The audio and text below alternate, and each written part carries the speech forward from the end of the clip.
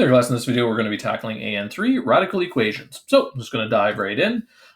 So I see here that I have to determine the restriction and the value for x. So first thing, I'm just going to do a quick scan and make sure I understand what kind of radical equation I'm dealing with. I see I just have one radical.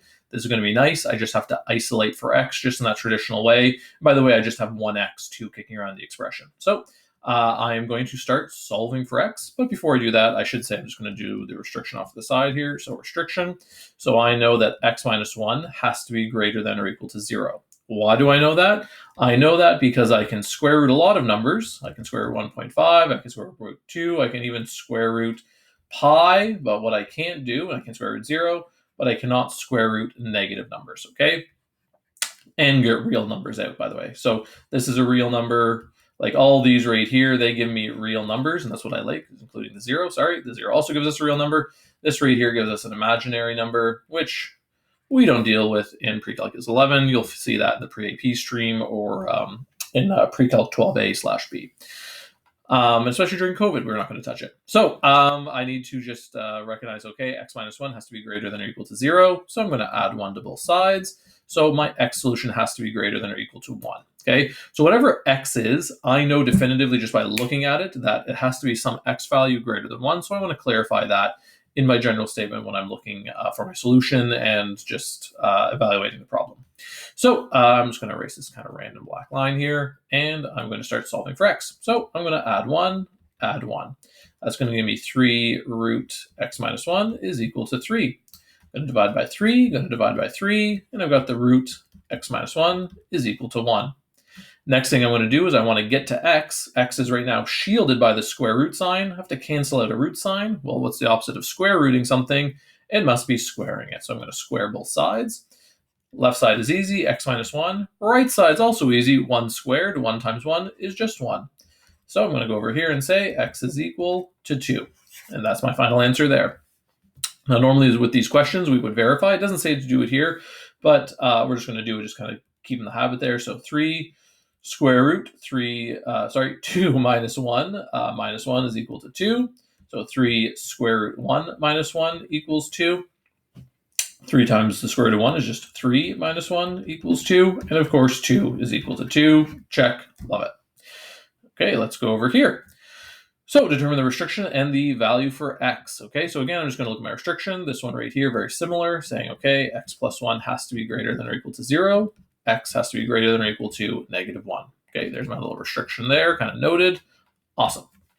Next thing I'm going to do is to kind of follow the same beats as what I did above. However, as I'm looking and analyzing this question, it looks a little bit different because I have 2 x's. Okay. However, as long as I follow all my math rules, everything will work out perfectly.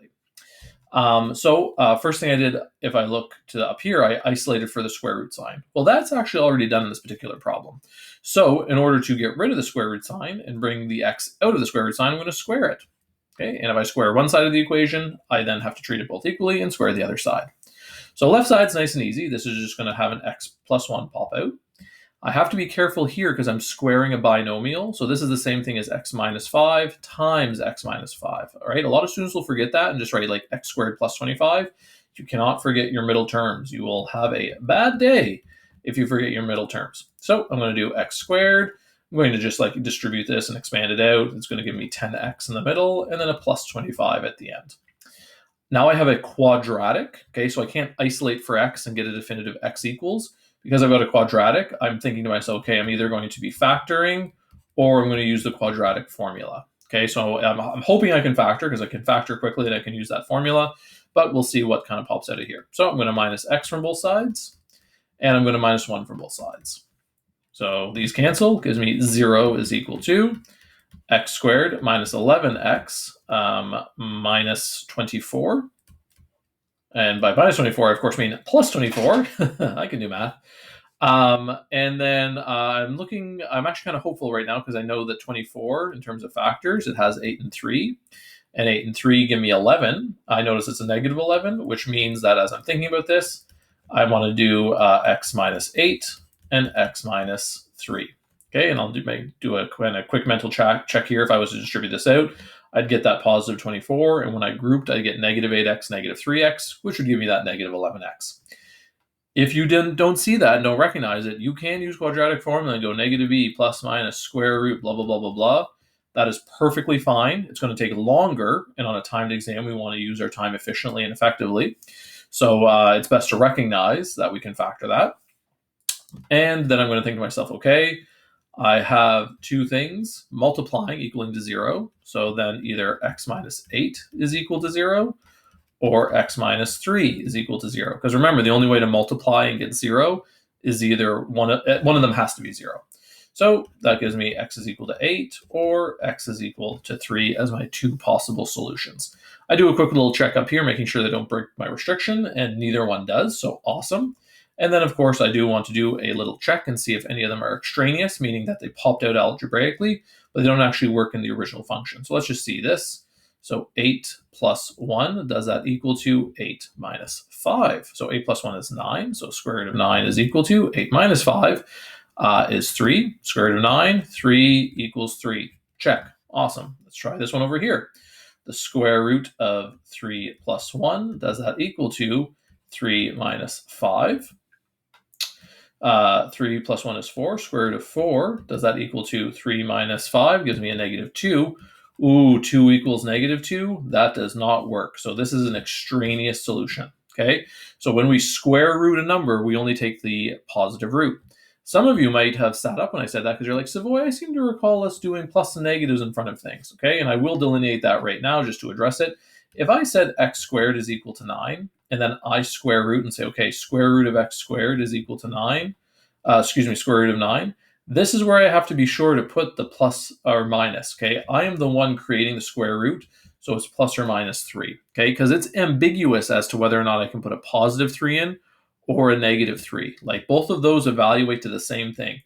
3 squared equals 9, negative 3 squared equals 9. Like, both of those are true statements. However, when I just ask what's the square root of 25, you just tell me it's 5. You don't tell me it's negative 5 unless we came from an original statement where we had something squared, and the negative root is a valid possibility, okay?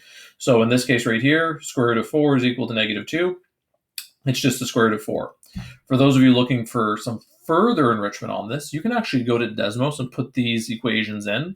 And in order for this to be a function, like what this ends up looking like, I know this is kind of going outside the bounds, but we end up with something that looks like this. Okay, you get this square root function. And then this minus x minus 5 is down here just as a regular function going like this. And then what we just found actually was basically where they intersect. Okay, and if you actually look at a graph, you'll only see the intersection happening once. Okay, even though algebraically we're getting it happening twice, because algebraically what this function thinks is happening, if we just think about it in terms of like the like this right here, it doesn't know that it's a function, it thinks it's a relation basically, and it thinks that there's a complement to our square root function that looks like this, and clearly giving another intersection. Obviously my graph isn't drawn very well because it looks like that's happening at 0, it looks like it's happening at 0, but that's should be happening at 3. But regardless, that's kind of what's going on there. I'm going to erase this before I forget because people that are looking, oh, that's just making it worse. But anyways, that's it for this video. And I will see you guys in the next one when we do simplifying rational expressions.